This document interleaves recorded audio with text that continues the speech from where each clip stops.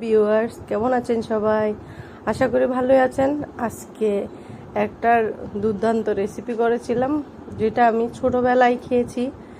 ইদানিং আর খাওয়া হয় না, কারণ এত বড় বড় বাটা মাছ আনে না বাসায়, তার জন্য।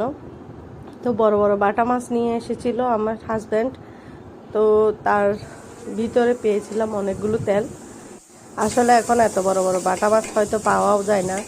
এখন তো বাটা মাছ, যত বাটা মাছ আমি তেলগুলো ছোট একটু করে বেশি করে পেঁয়াজ দিয়ে ভাজি করেছি।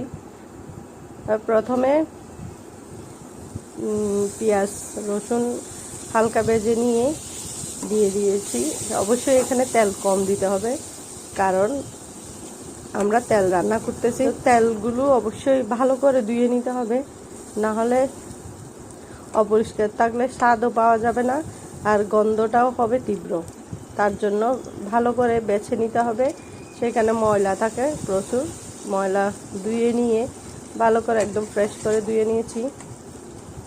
তারপর আমার পেঁয়াজ একটু কম হয়েছে মনে হয়েছে, তার জন্য আরও একটু পেঁয়াজ কেটে দিয়েছি।